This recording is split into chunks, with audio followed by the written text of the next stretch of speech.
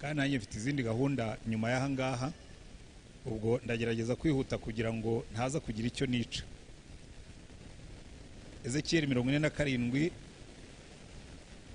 kuva ku murongo wa mbere haravuga ngo nukwangarura ku muryango w'urusengero, ndebye mbona amazi atemba ava munsi y'irebe ryarwo aherekeye iburasirazuba, kuko urusengero rwari rwerekeye iburasirazuba.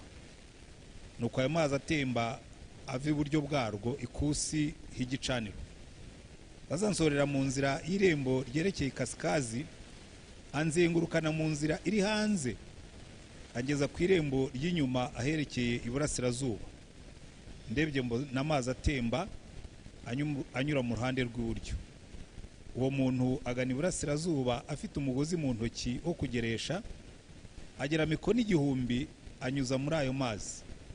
Amazi angera mu bugombambari. Arongera agera mikono 1000 anyuza muri ayo mazi. Amazi angera mu mavi.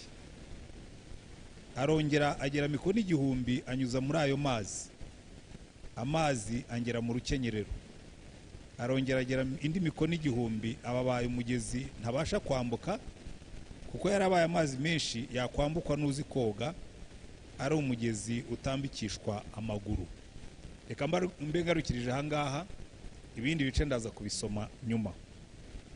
Aya magambo turimo gusoma nimwitegereza muri Bibiliya. Iteka ryose imigezi yo muri Bibiliya ahenshi ni igishushanyo cy'umwuka.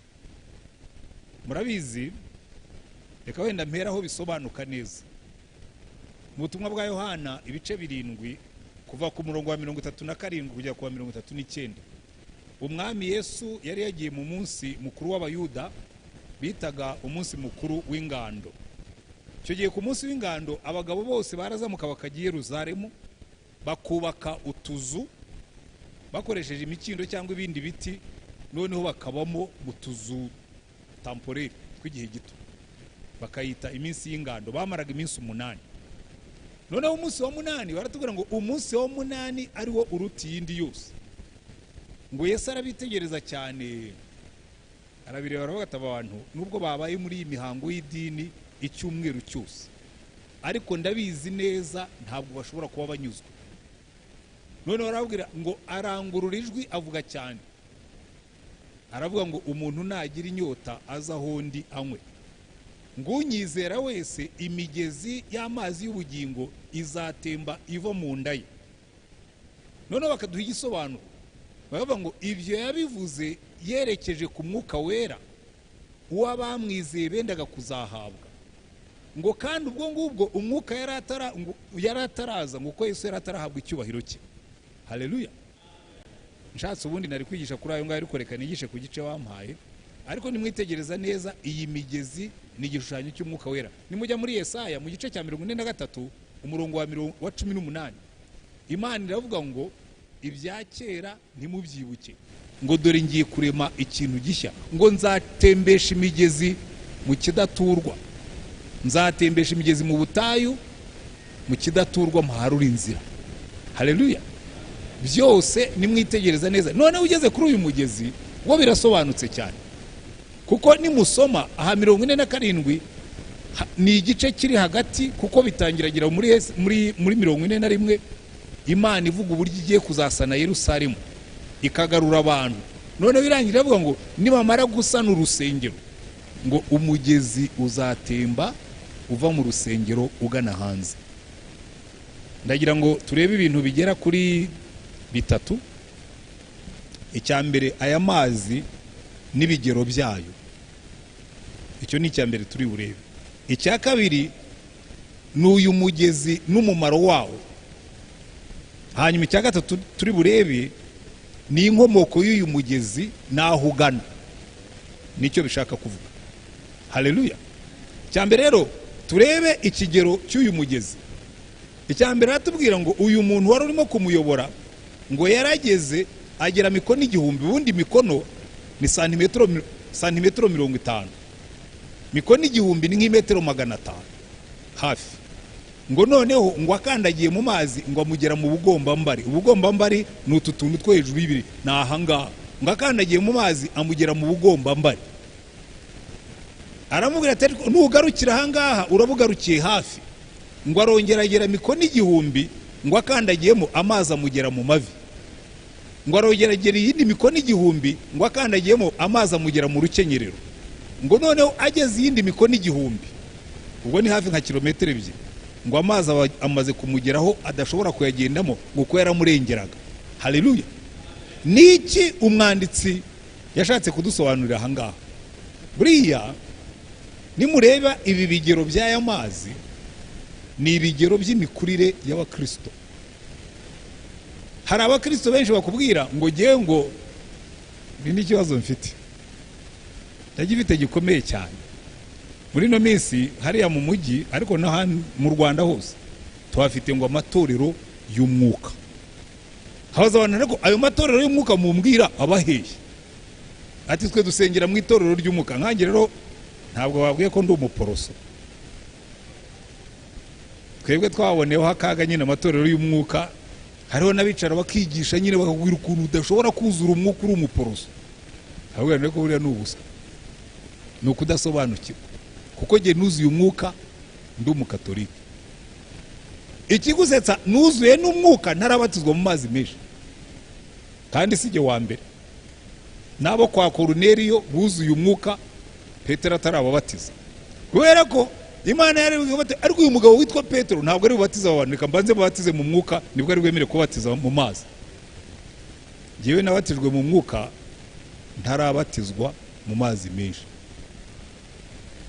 Jewe byanjye byo ni maji. Kuko ye nabatijwe mu mwuka ndi umugaturika, nabatijwe mu mazi menshi ndi umugaturika, subira mu bakaturika. Nyazetsa abantu hari itorero rya Deperi.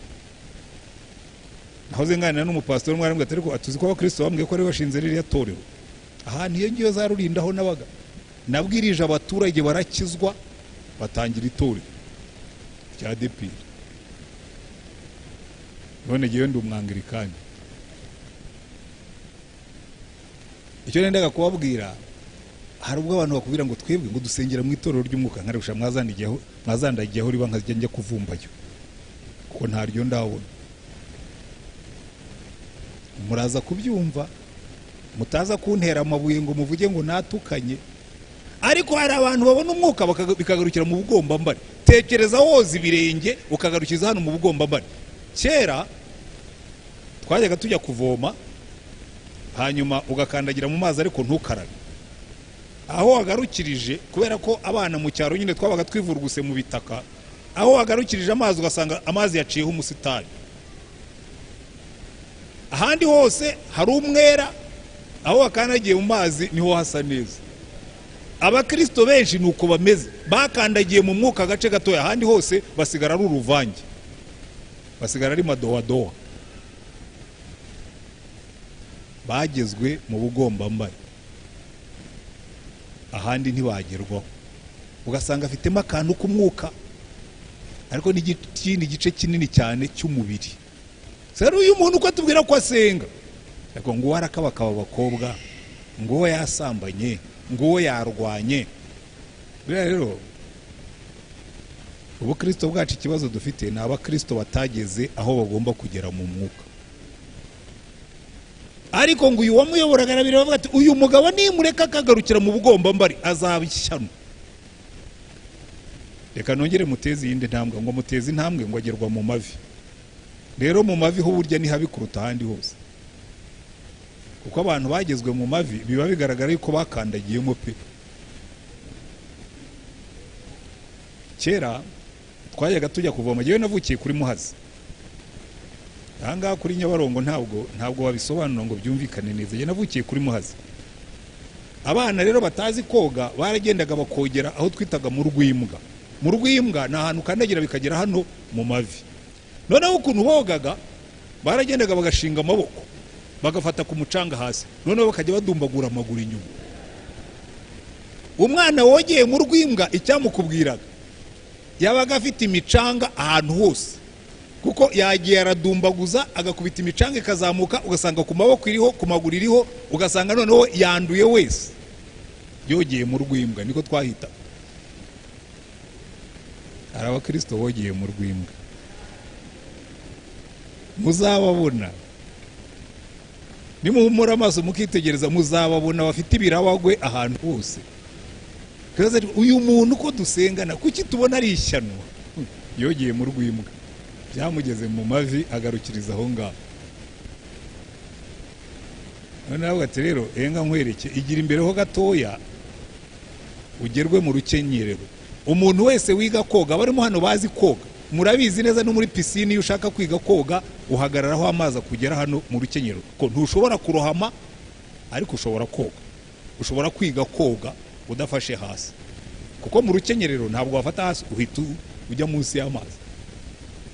Aho biba bitangiye kuba byiza. Ni umukristo utangiye gusobanuka ukamubona arasobanutse, yego aracyafitemo ibintu arwana nabyo ariko arasobanutse. Umwuka yamugeze haraho amaze kumugera, igice kinini nibura cya kabiri cy'umubiri we kimaze kuba ikinyamwuka. Haleluya. Aravuga ati ariko niyo waba warageze aho ngaho, aho niho ubona abantu bamwe bakwira ngo ariko kanaka arahanura, ngo kanaka arabwiriza, ngo kanaka araririmba, ngo kandi tubona yitwara neza. Iyo rero uyu mukristo ageze aho ngaho pastor arishima akamugarukiriza aho ngaho. Ariko umwami Yesu we yajyaga abwira abantu bati aho ni hafi. Muribuka umusore w'umutunzi waje kumureba, yaraje amuhagarara imbere ati mwigisha mwiza muri iki ngo ndaga ubwami bw'Imana. Ngo Yesu aramureba aramukunda kuko uriya Mungu yari yarateye intambwe. Aramureba aramukunda aramubwira tumva ngiye kukuvana aho wahagaze aho wahagamye. Aramubwira tuza amategeko ati ndayazi. Atayahe ati ntuzice, ntuzasambane, ntuzibe, ntuzabeshyera abandi. Amuhaye amategeko yose atangirwa na ntuzice, ntuzibe, ntuzabeshye, ntuzasambane. Umusore yikoma kwitako ati yo, ati ayo yose kuva ndi umwana nawe yarashohoje.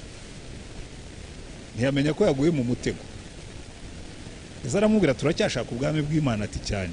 Ati noneho reka nkuvane muri parikingi kuko hari abakristo benshi baparitse bari muri sinywa inzoga, sinywa itabi, sinsambana, singiranya. Aravuga ati ibyo ngibyo ni parikingi washyize muri neutre, ntiwazimya moteri ariko uraparitse. Uravuga ibyo udakora ariko ntiwambwiye ibyo ukora. Aravuga ati none reka nkushyire muri vitesse number 1 genda positive, ugurisha ibyo ufite positive, uhabakene positive, uze positive, umurikire. Sarabyumva aravuga ati ubu Kristo ko bugoye. Abakristo benshi rero burya bakunda buriya bukristo butaruhanya buri muri neutre, bukubwira ibyo adakora ariko butagira active, butagira icyo bukora. Niyo mpamvu uzabona igihugu cyuzuye abakristo ziriya kategori zose namaze kuvuga nizo zuzuye u Rwanda. Uraze ntabwo mubibona n'abapastori. Ejo twari mu masengesho, twaraye mu masengesho ahubwo nahoze mfite ubwoba ko ndi businzira imbere yanyu ariko ndashima Imana yuko ibitotsi bitaje. Noneho rero dufite umwana w'umusore umwe aduhuhamya ati rwose pastor uyu munsi nagize ikibazo ati umusore yaje arampamagara tansanga mu rugo arambwira ati ndasanze ndimo kurya. Ariko ibyo byabaye ejo bundi, ntabwo ari uyu mugoroba ubwo yaduhaga ubuhamya ngo byamubaye ubundi minsi. Ataraza ku makaro uhagaze ku irembo ati ntabara tebuka tugende. Ati se cyako ni atoya kurya byihorera urarya ugarutse. Ati tuba twuriye moto turagiye. Ati tujya ku irogi. Atarambwira umutegera inyuma nanjye ntegera imbere. Ati hari ikintu tugiye gufatira hano.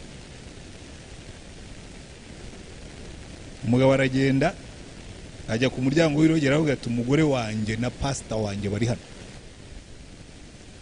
mu nkingurire. Baramubwira ati muri principe z'irogi ntusanga umuntu mu cyumba, tegerereza hano nibasohoka urababona. Baravijiye ubwo urumva umwe yahagaze inyuma undi yahagaze imbere.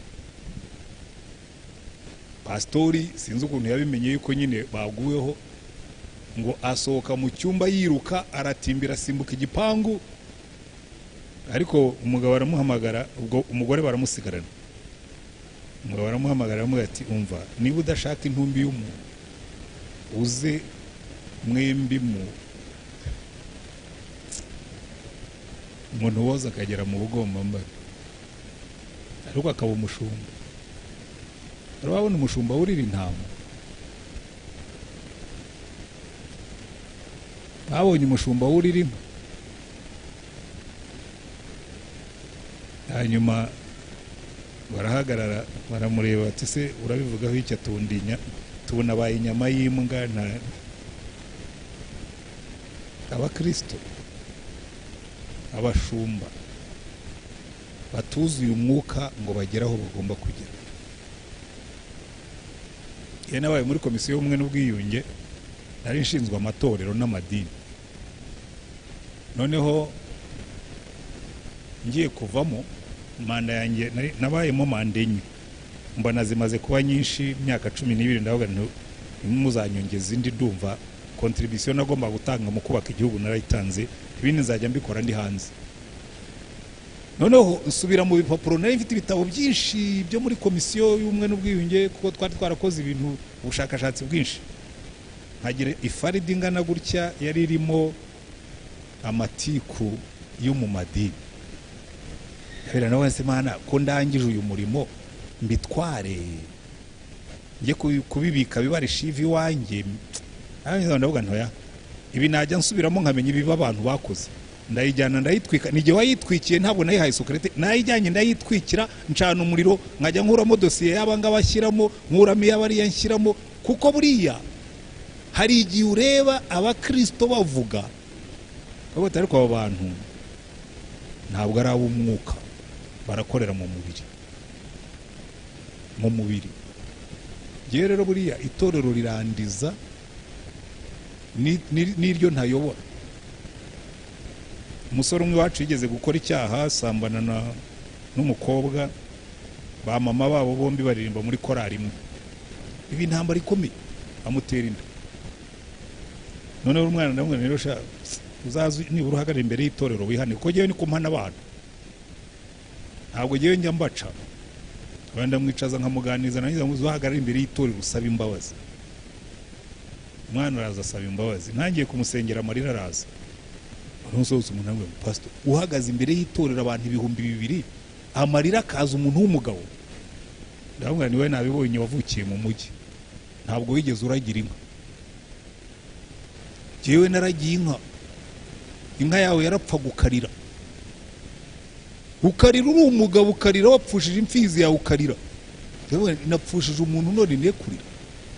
Iyo ubona umuhungu yateye umukobwa inda, abamama babo bombi bakagira ikibazo, ndarira.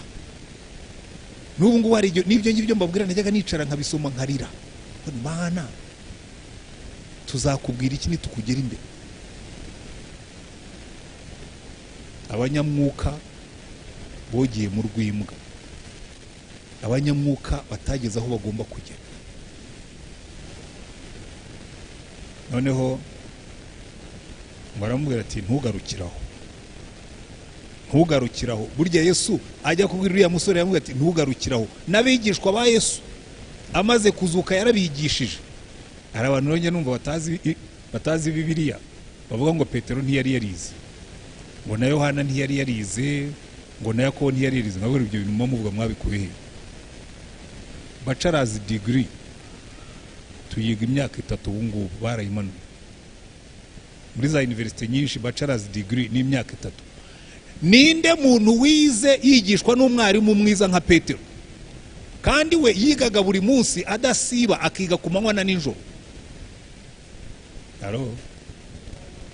Ngo Petero ntiyize, yigiye ku birenge bisumba ibindi birenge. Petero yigiye ku birenge bimwigisha n'ukuntu umuntu agenda hejuru y'amazi. Mwebwe mwabyigiye hehe? Yabonye Yesu agenda hejuru. Ibya uko Yesu yigishaga niko bigishaga mu gihe cyabo. Niyo mpamvu ba Petero na ba Yohana b'abarobyi b'amafi bamaze kubona graduation, basigaye Yerusalemu buzuye umwuka, babwiriza Yerusalemu, abatambyi bakuru baratangara. Muzasome mu gice cya 5 exactly babatekerezaga nabi nkatwe. Ngo abafarisayo baricara n'abahanga b'amategeko baravuga ariko nimutubwire aba baturage bahinduye umujyi buriya bwenge babukuye hehe ko batize mu mashuri yacu. Haleluya. Aryo wa mujene wishimiye yuko ngo azabona doktora ari hehe. Umva mwa biriya bipapuro uzabirundanye nurangiza ubishyire ku ruhande ushimikira ibyo kuzura umwuka. Nigiye ubikubwiye. Ndaje ndakubwira impamvu abafarisayo n'abanditsi ba Gamariyeri bari bafite ama PhDs ahubwo banayatanga bari ba professor. Babona Petero araburusha gukora ibitangaza. Babona igicucu cya Petero gihagurutsa abarwayi bo niyo babakozeho bapfa.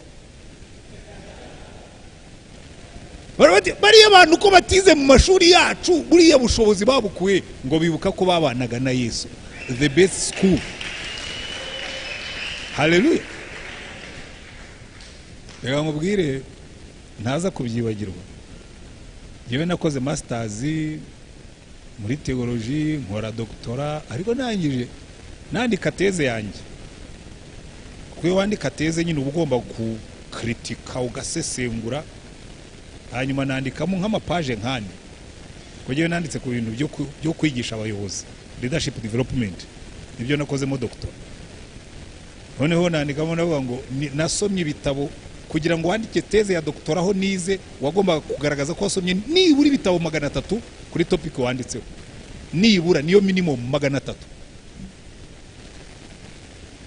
Noneho nandikamo ngo ibi bitabo byose nasomye nasanze ababanditsi bose baranditse bakurikije ubwenge bw'abantu bibagiwe kwandikamo uruhare rw'umwuka wera muri leadership development. Ndanabyerekana nandikamo nta muyobozi n'umwe Imana yigeze izamura itabanje kumwuzuza umwuka. Nta n'umwe muzabona guhera mu isezerano rya kera kugera mu isezerano rishya kugira ngo umuntu ayobore ubwoko bw'Imana kugira ngo akore umurimo w'Imana yagombaga kuzura umwuka. Muzabisubiremo namwe mu byisomere ko ntabwo mfite umwanya wo kubibereka. Hanyuma mwarimu arabisoma aravuga tuzi ikintu nk'iki ati yo mbimenya kuzandikamo iki gice tinari kukubwira akaba ari byo ukoraho. Kubera iki abantu benshi muri kino gihe bibagirwa yuko na Yesu amaze kumara imyaka 3 intensive agendana na Petero na Yohana na Ndere n'abandi bose 12 yasubiye inyuma bakorera revision ngo ahera kuri Mose n'abahanuzi. Muze kubisoma muri Luka 24. Ahera kuri Mose n'abahanuzi na Zaburi ngo abereka ko ibyanditswe byera byose ari we byavugaga. Arabibasobanura kugira ngo babyumve. Arangije arabwira ati kandi ubutumwa bwiza bugomba kubwirizwa amahanga yose mu izina ryanjye. Ni umwe abagabo b'ibyo ngibyo. Graduation. Arangije arabwira ati ariko murindire mu murwa. Ntimuzatinyuke. Ntimuzasohoke kujya gukora uyu murimo. Murindire ibyo data yasezeranije muzahabwa imbaraga umwuka wera nabazaho. Haleluya. Ibyakozwe ni no mu gice cya mbere ngo amara iminsi 40 niko Luka yanditse ngo yamaze iminsi 40 arimo kubasobanurira iby'ubwami bw'Imana. Warangije arabwira ati ariko Yohana yabatirishaga amazi mwe mu minsi mikeya muzabatirishwa umwuka n'umuriro. Noneho wa Petero aravuga ati iki nicyo gihe tudodesha amakote ugiye kwima ingoma yawe natwe twicara iburyo n'ibumoso abandi inyuma yawe twime natwe dukomere. Arabwira ngo ya si ibyanyu kumenya iby'iminsi n'ibihe ngo ariko muzahabwa imbaraga umwuka wera nabazaho muba abagabo bo kumpamya i Yerusalemu ni Yudaya ni Samariya kugeza ku mpera y'isi. Haleluya. Urumva Yesu yarabishimangiye abisubiramo nawe ubwe mbere yuko atangira kwigisha. Nubwo yari umwana w'Imana yaraje agenda nkatwe yavutse kubw'umwuka ariko ibyo ntibyari bihagije. Amaze kuba mukuru agiye gutangira umurimo Yohana amaze kumubatiza ngo avuye mu mazi arimo gusenga umwuka mumanukiraho mu ishusho y'inuma. Ni Imana imukorera authentication ndavuga ngo uyu ni umwana wanjye nkunda nkamwishimira. Haleluya. Ngo umwuka mujyana mu butayu kugeragezwa kugira ngo Imana ibanze irebe yuko atagezwe mu bugomba mbari, Imana ibanze irebe ko atagarukiye mu mavi, Imana ibanze irebe ko atagarukiye mu rukenyerero, iramujyana mu butayu, Satani amugerageresha ibyo tugeragereshwa byose. Ambwiye ngo amen. Ariko arabanza aramubwira ati umva ko wavuze kuri umwana w'Imana ukaba umaze n'iminsi 40 mu masengesho. Urumva nyine zari imbaraga ziyongera ku zindi dabo nkuko abanigeriya bavuga, imbaraga ziyongera, yuzuye umwuka mujyana mu butayu, amara iminsi 40 asenga. Ngo ku munsi wa 41 Satani nibwo yamusanze agiye gukora ikizamini. Aramubwira ngo kushonje inzara ikaba yakwishe, tegeka aya mabuye ahinduke imigati. Aramubwira ati Satani, ntabwo nagarukiye mu rw'imbwa, handitswe ngo ntabwo umuntu azatungwa n'imigati gusa. Kuko muri ino minsi icyo nicyo kizamini cya mbere cy'abagarukiye mu rw'imbwa. Satani araza akakubwira ati aya mabati, kumva barakubwira ngo pastor yari imisumari, undi ngo yari amabati, kumva umurokore runaka ngo yari umuhanda, undi ngo yari amaferabeto. Ariko ibyo bintu abantu babirya bate? Babihindura imigati.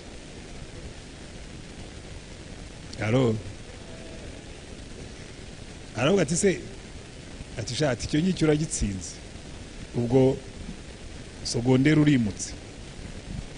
Atariko mfite n'akandi gakoryo, ngo amujyana hejuru y'urusengero. Muravuga ati kame mukeneye kugaragara, abantu bakakubona, simbuka bakubone. Imana iragutegekera abamarayika bagufate.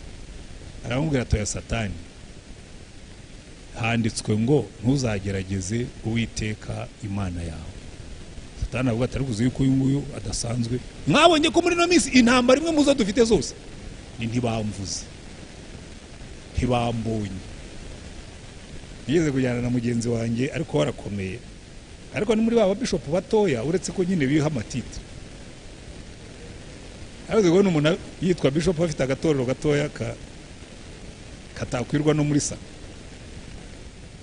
None rero turagenda tujya ahantu mu bukwe, ntabwo twari abakwe bakuru, nta nubwo twari nawo muri uwo muryango, twari twatumiwe gusa.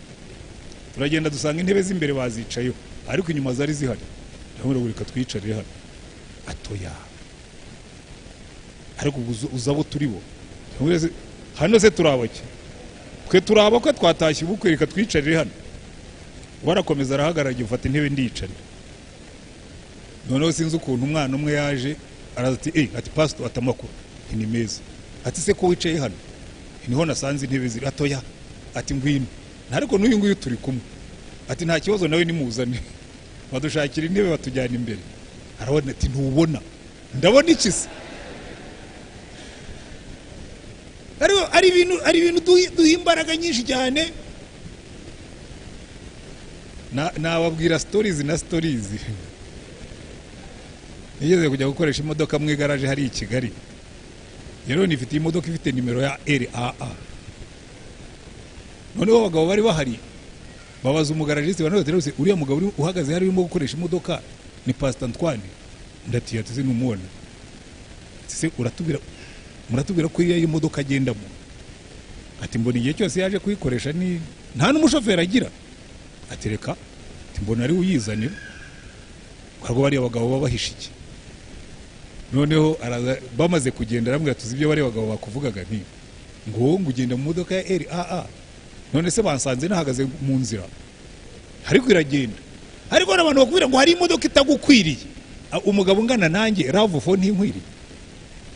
Buriya ni ngombwa yuko ngenda nkarushya abakristo ngo nibangurire V8 ngo ntabwo ari ngombwa, kuko agaciro kanjye ntikari mu modoka. Kuko buriya hari ibintu dukuririza kandi Yesu yarabitubujije. Ugasanga twararuhanije twagiye. Nababwira ntoya, hari ibintu Yesu yatubujije kuko Satani yaramubwiye gusimbuka bakurebe. Imodoka nini nta kindi nyongereraho uretse bakurebe. Aho V8 igera na Love for yangira hagera. Main riko kenshi nta nabantu mba ndi kumwe nabo. Ni ngombwa ko ngenda muri V8 mu gihugu gifite abana batarya. Giye ku rusengero ibimbabaza si imodoka ngendamo. ibimbabaza n'abana niranwa nabo batiga. Mwana akaza akakubwira ati nabuze school fees zo kujya muri university, nabuze nako tuition. Undi akaza ati nabuze zo kujya muri segonderi banyirukanye. Nkajya kubwira abakristo ngo nimungurire imodoka ya miliyoni 60 na mfite abana batiga. Hari n'igihe numva niyo mfite nayigurisha.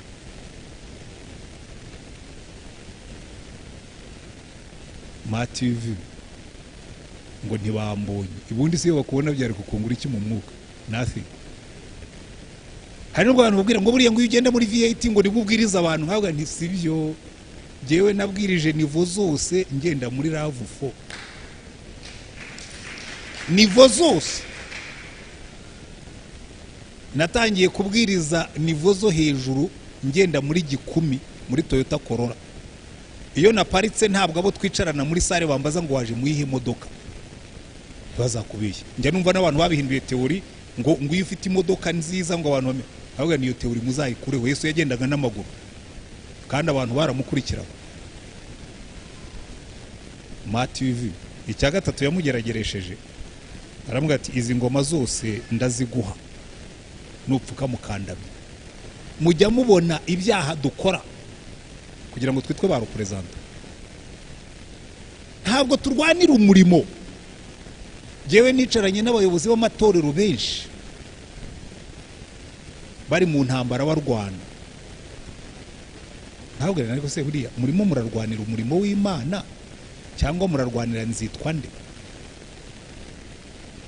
Muzanshakiraho abantu barwaniye doctrine bavuge ati abakristo ntibacyuzura umwuka kubera ko ari wowe utuyobora.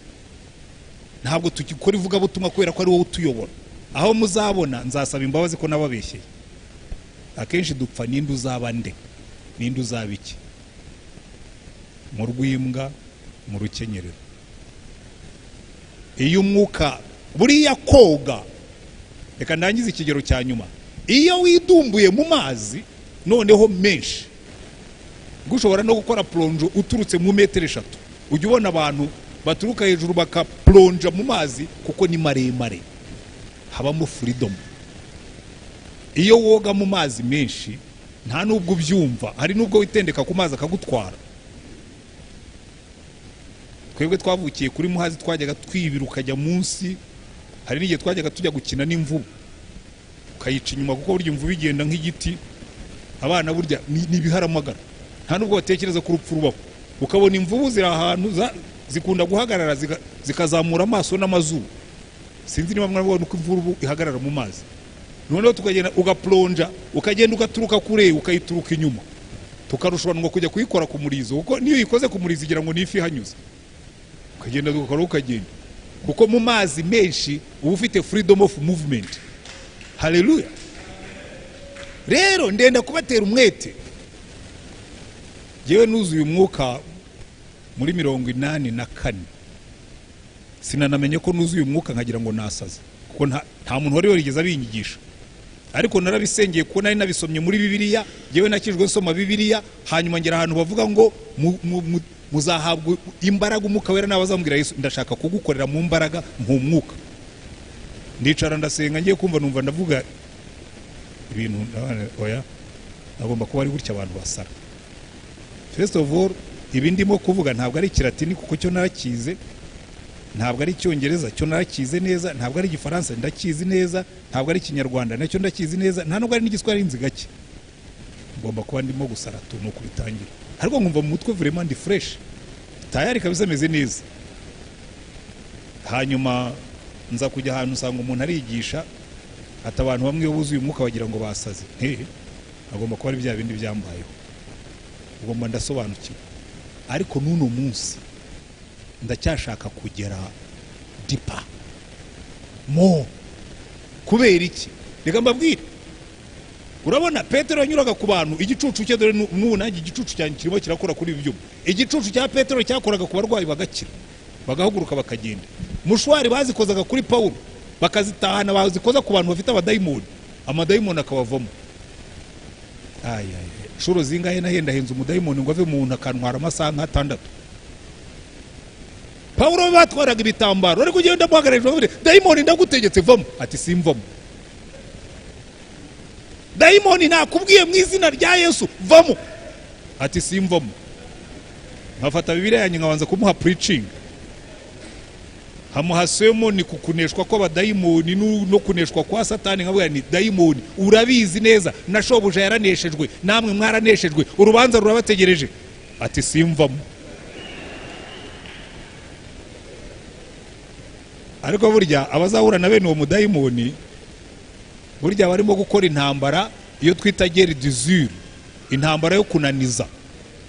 Iyo utananiwe warananirwa kavamo, ariko akenshi arakunaniza pe, akakunaniza wageraho ngaho ukavuga ngo reka tuzasubiramo ejo, ukavuga ati okay buriya nababonye buriya nta ntuzarwane na dayimoni ngo umusubike, burya aba yamaze kugutsinda. Nubona umuntu ufite umudayimoni, izindi gahunda zose uzafata telefone yawe ubwira uti hano hari urugamba rukomeye, izindi gahunda twaziretse no kurya ntituri burye kugeza igihe umudayimoni ari bugendere. Nuvuga gutyo uzamubona yibwirije agende, upfa kubivuga cyane akabimenya ko wabivuze. Kabo tumva mubwira abantu bose ko ibyo twendaga gukora byose tubiretse, no kurya ntituzongera kurya ataragenda. Aravuga ati ubwo haje bene abangaba reka mbe nigendeye bari yagiye kundushya. None ugarukire mu nzira, ndajya mu bitaro gusengera abarwayi nabo bakantelefona bati wa murwayi yarapfuye, ngo nageze kure, ngo narabwirije. Aruzi ukuntu abantu banirarira, kure ubwo mu ndeba giye ubundi kabutindi ndakaga tinarabwirije ibihugu byose, mbarondora ibihugu nabwirijemo, nanjye najya nakora CV ngo nyimarisha ikiza. Uzi ko hari igihe nagendaga, hari ibintu batanga za mayirizi n'amakarita yo mu ndege, nahoraga kuri gold na platinum ya ntuze ya KLM. Ugenda ku ndege imwe ukabona za mayirizi nyinshi ukajya unaziguramo amatike n'ibindi. Ahongeze aho ngaho ndicara ndimo gusenga mbwira Imana yaguze ibintu Imana, isengesho nasenze nabi, kuko cyera nkiri mutoya numvaga nshaka kuzenguruka isi. Imana namwite sa urashaka kuzenguruka isi, yenga nze nyikuzengurutse. Ndagenda za Australia, za Nouvelle Zelande, za Singapore, za Malaysia, za Thailand, za Sri Lanka, za Uburayi, Amerika y'Epfo, ya ruguru, Afrika. Ndiba ngo Imana urabizi ibintu nabibonye ntacyo bimara. Kwirirwa ngenda simbutembereze. None nterera Burundi uyishyire ku Rusumo, iyindi uyishyire mu Kivu, indi uyishyire ka Gitumba, indi uyishyire kuri Rusizi. Sinzongera kugusaba amahanga menshi, umpaka gahugu kangana n'u Rwanda. Buri y'u Rwanda ni rutoya iyo ushaka kuruhingamo ibigori, rukaba ruto kurushaho iyo ushaka kurwororeramo inka. Muzabaza babigerageje bazabibabwira. Ariko iyo ushaka kuruhindura ngo ruba ubwami bw'Imana, ruhita ruba runini, ruhita ruba runini. Nkoreye mu gipolisi imyaka 11, ariko n'ubu haracyari indaya muri koridori imbere y'iwacu mu metero 50.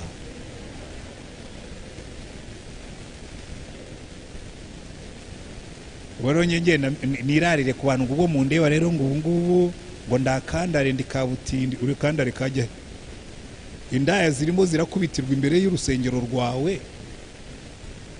Igiporoso ni imwe muri zone 5 zibamo barwara umogi muri uyu mujyi wa Kigali.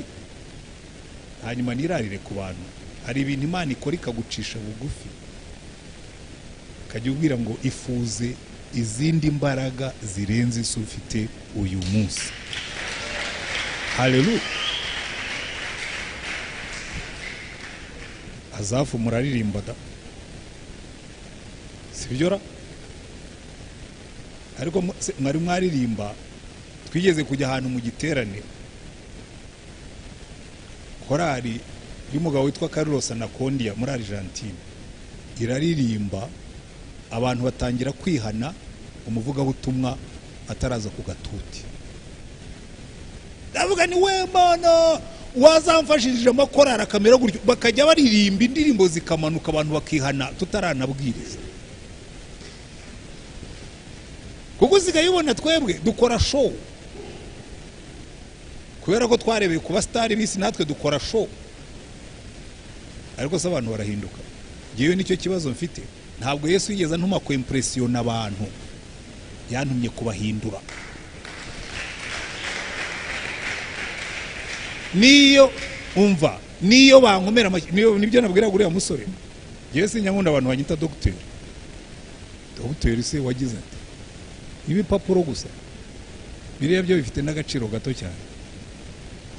Reka mbibabwire ariko ntibuzareke kwiga, nanjye iyo mba ntabikunda simba narize cyane cyane ko doktora yo nayibonye ejo bundi ifite imyaka 58 kuko nayishakaga mfite 29 mu bindi nari narize, hanyuma barandinganiza sinayigeraho, ariko nivura turoma kuri 58 ndayitahana. Ariko cyo nenda kubabwira si icyo, genocide iba muri 94 gera ari intuye hano, kandi nari mfite diplome rega nicyo gihe nari narize, nari mfite masters, mfite na licence, nari mfite masters yo mu Bwongereza na licence ya nationale du Rwanda na bachelors, kuko twebwe licence na bachelors zari zitandukanye. Wakoraga bachelors y'imyaka 3 na licence y'imyaka 2 na diplome ya secondaire zarenye zisinyeho ziteho kashe za leta. Noneho tugiye guhunga ndeba amakote meza nk'iri nambaye n'ipantaro, hase uko tugiye aho tuzaba tubundabunda mu bihuru ninde uzarimba, ibyo mbisiga mu rugo. Fata ibishati n'ibipira n'ibikote bishobora gushyuha, mbese wajyana ahantu mu gihuru ukicaramo ugasusuruka. Ndangije ndeba diplome zanjye ndazifata nawe se aho tugiye ko badasaba akazi muri iyi mvura, ibi ndabitwara bizatoha binangira iki, mbisiga mu rugo ahantu hagaragara. Ngira madamu nturabizi, madamu ntukingiye inzu usiga ikinguye, nituba abanyamugisha tukarokoka tuzasanga ntawamennye urugi ngo ajye gukuramo ibirimo, dusiga twaze dukinguye twegekaho gusa turigende, na diplome zanjye ziraho ku meza. Hanyuma baraza ko ibyo naketse byarabaye, amazu menshi barayamennye barayasahura, ariko yacu tugarutse dusanga inzugi ziracyariho n'amadirishya ndetse n'ibintu bimwe na bimwe, na diplome zanjye, amakote barayatwaye, iby'igiciro byose bari barabisahuye barabitwaye. Hanyuma mfata za diplome mbwira madamu narizi, madamu hari ikintu nize uyu munsi, uzi ko burya diplome zitagira akamaro iyo nyirazo adahari, ntawazibye. Ibindi byose iyo nyirabyo adahari agaciro kagumaho, ariko diplome iyo nyirayo adahari ntawuyiba.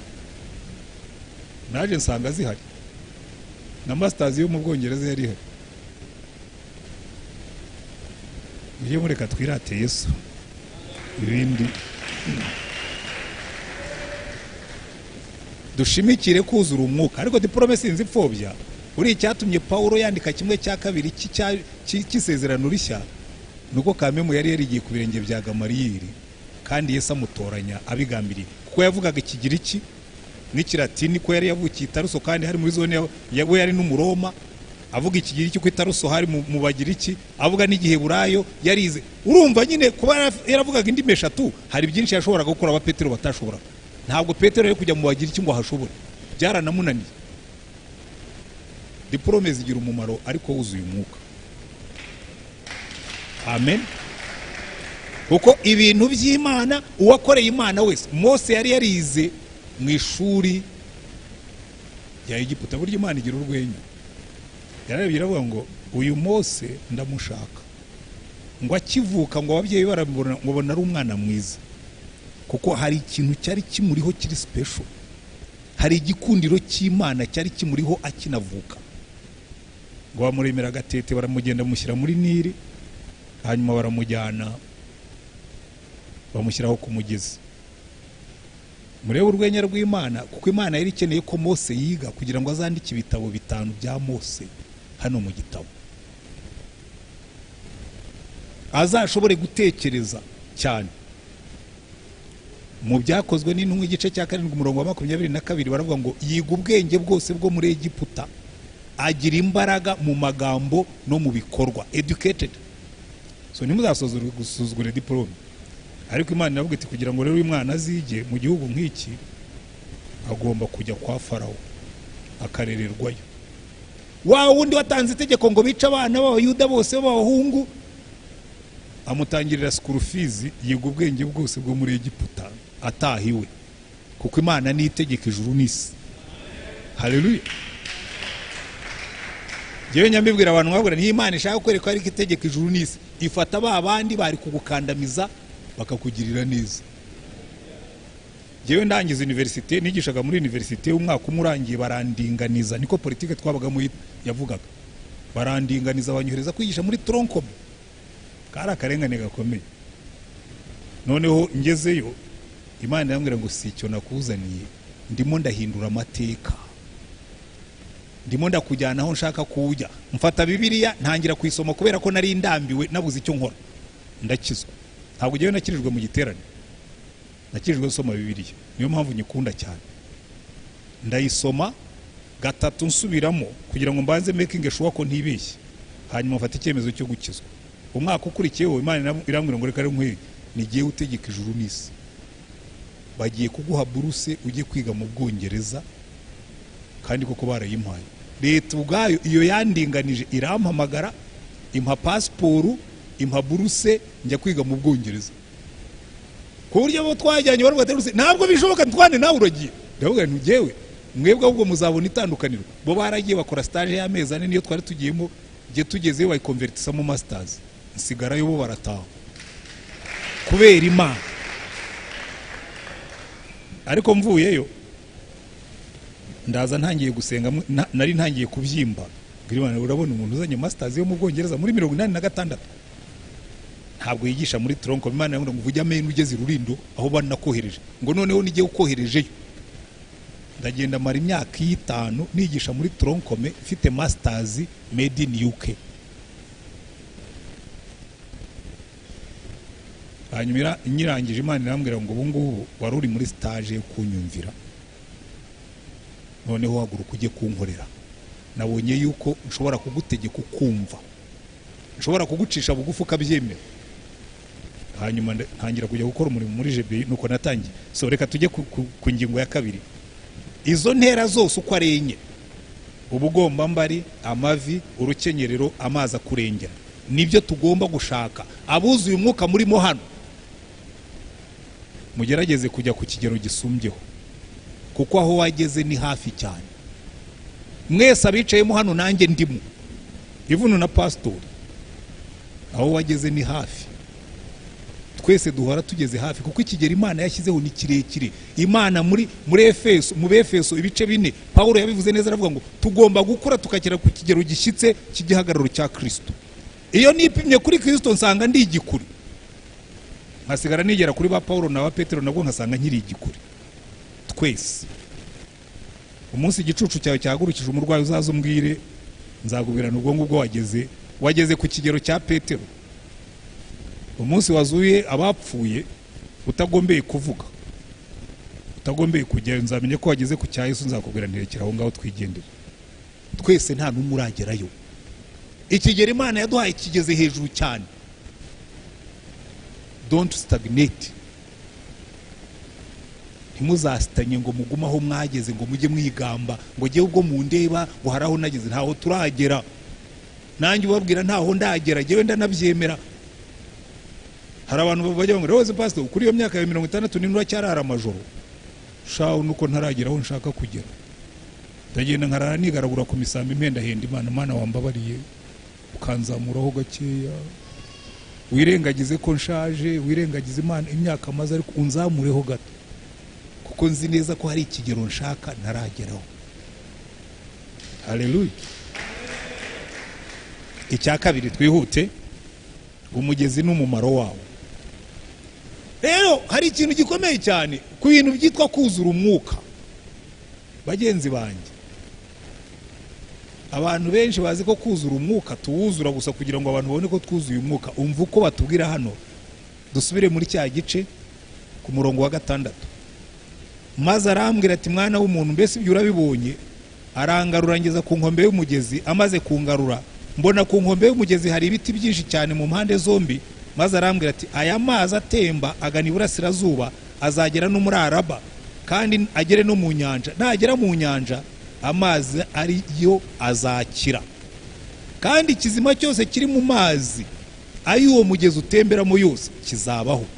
Hazabamo n'amafi menshi cyane, kuko amazi yaho y'amazi azagera azaba meza. Ikizima cyose kiraho uwo mugezi ugeze kikabaho. abarobyi bazahagarara ku nkombe zawo, uhereye muri Enigedi ukageza muri Enigurayimu hazabaho kwanika inshundura, uzabamo amafi y'amoko ataramwe nk'amafi yo mu nyanja, kandi azaba ari menshi cyane. Ariko ibyondo by'isayo byaho n'ibishanga byaho ntabwo bizabonezwa, bizatabwa bibaho umunyu. Ku nkombe z'uwo mugezi ku mpande zombi hazamera igiti cyose cyera ibiribwa, ibibabi byacyo ntabwo bizuma, n'amatunda yabyo ntabwo azabura, bizajya byera uko ukwezi gutashye, kuko amazi yaho ava mu buturo bwera. Amatunda yabyo azaba ibyo kurya, nabyo ibibabi byabyo biba umuti uvura. Haleluya. Birakubwira ngo uyu mugezi, abantu iyi migezi y'amazi y'ubugingo twari twakoze inahangaha, ndagenda asanga wari mu rugendo, ariko umugore we niwe wari watwigishije.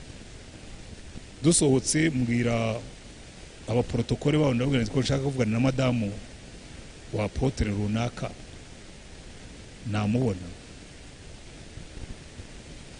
ko mureba hariya nakwinjira nkamuvugisha. Byari ikinyabupfura nakoreshaga.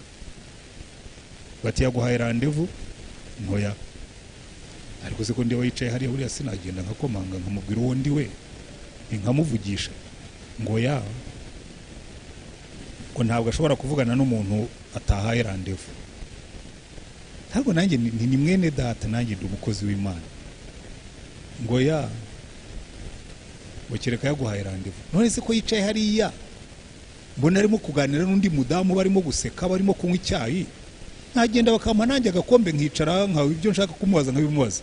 Ngo ya yezambwira umuhungu nawe ushaka ni nuko abakozi b'Imana duteretana. Ngewe navuye mu Rwanda, narindi muri conference hano, ashaka kuvugisha uriya mukozi w'Imana nkamubaza niba umugabo wazaza mu giterane twamutumiyemo. Nta kindi nenda kumwe, none ugenda ubimumbarize.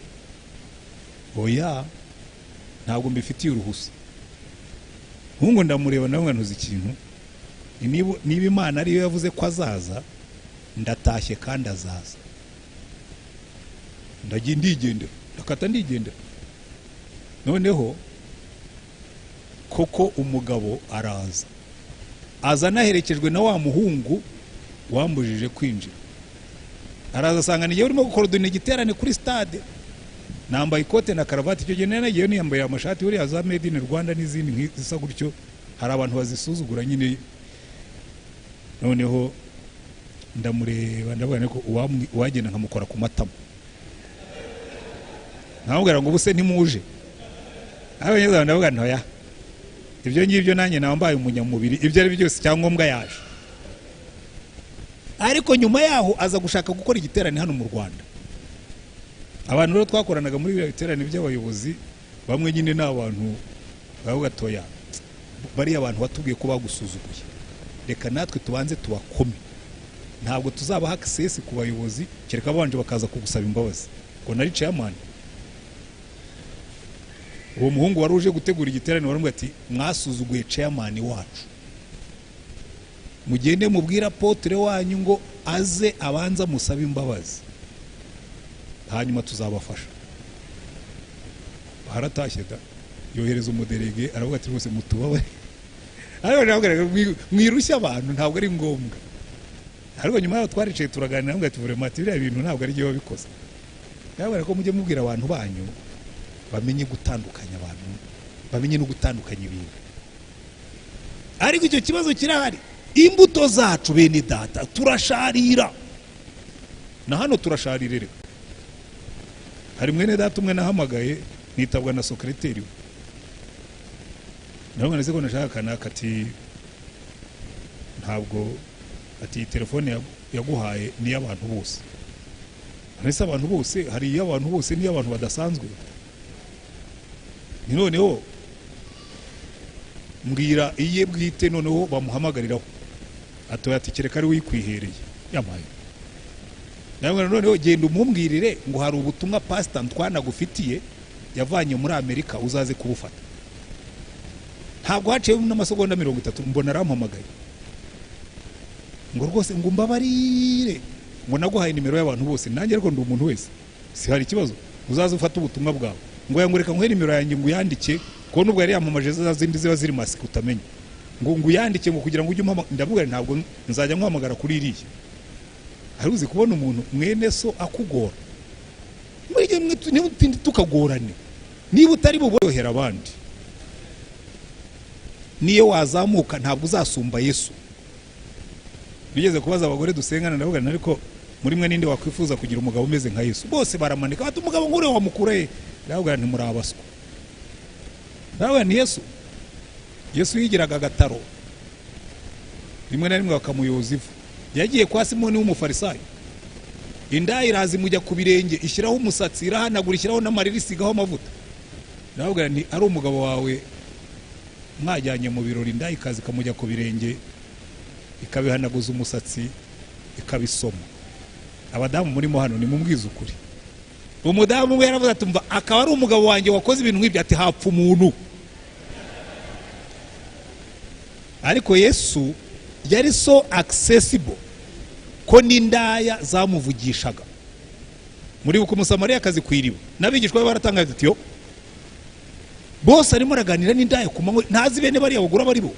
Ariko Yesu yari yihagarariye gusa arimo kwinjoyinga ikiganiro n'indaya. Arangije umusozi wose urakizwa kubera indaya. Uyu mugezi aho uzanyura hazaba imbuto nyinshi, kandi izi mbuto si twe tuzi, ahubwo zisohoka hanze aho uwo mugezi wanyuze. Icya kabiri ngo hazabamo amafi menshi, ngo ndetse abarobyi bazamanika inshundura zabo kuri uwo mugezi. Hazabamo evangelism ifite umusaruro. Haleluya. Umva ikibazo dufite, iyo Mwuka yaje tumufungira mu rusengero, niho turirimbira twuzuye Umwuka, niho tuvugira mu ndimi, niho tugira nawe ni mwebwe mwarabyishe. Iyo Mwuka yaje ubundi abantu barasohoka. Murebe direction y'uriya mugezi ntabwo izijya mu rusengero, irusohokamo. Niyo mpamvu nahoze mbabwira ntimuzandangira itorero ry'Umwuka aho riherereye, kubera yuko abantu insengero zuzuye abantu cyangwa zicagasa abantu, ariko n'isi yuzuye abanyabyaha. Iyo Umwuka yaje turaroba. Umva pastor, abakristo barimo aha ngaha ujye ubabwira ngo mva twebwe tuzaba abarobyi b'abantu. Kandi abarobyi ntabwo bicara mu nzu ngo bategereze amafi, ahubwo barasohoka bakayasanga mu migezi bakayaroba. Niyo mpamvu uyu mugezi usohoka ujya hanze, ngo kandi aho uzanyura hose, ngo aho uzanyura hose ngo bizaba bizima. Haleluya. Hari indirimbo muzareba indirimbo zo mu gitabo zigiye cya revival, zose zari indirimbo zisohoka. Tugende mu misozi tubabwira ibya Yesu, maze nabo bakizwe be kujya mu muriro. Urumva yari indirimbo tugende. Ariko dusigaye tuvuga, umukristo umwe yarambwiye ati pastor ibyo twarabihinduye, ati twayikoreye remix. Dusigaye turirimba ngo tujye mu rusengero batubwira ibya Yesu, maze twiyicarire dutegereze ijuru. Si cyo abakristo bakora, bicara mu rusengero bagashyushya nyine bategereje ijuru. Ariko abandi bararimba ngo tujye mu misozi tubabwira ibya Yesu, maze nabo bakizwe be kujya mu muriro. Ngo ku nkombe yaho bazahamanika inshundura kuko bazaroba. Iki gihugu gikeneye abarobyi, iki gihugu gikeneye Umwuka tukaroba. Abantu bararimbuka mu businzi, abantu bararimbuka mu busambanyi, ingo zashize. Dukeneye abarobyi. Iminsi irahita vuba, irahita yihuta, ukwita benshi bapfa batamenye Umukiza.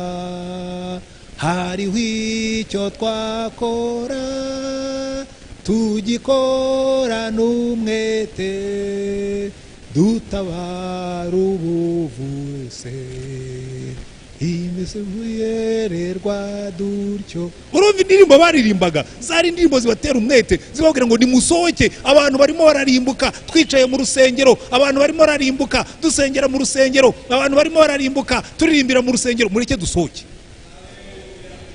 Umva niba dushaka na revival ni ukwiza, izo ni indirimbo zo muri revival. Umugezi utemba ujya hanze, ntabwo utemba uza mu nzu. Mwambwiye ngo amen. Ariko jewe hari igihe nigisha nkumva jewe ntangiye kuryoherwa, nkabona abandi baricaye gusa. Hanyuma dusoza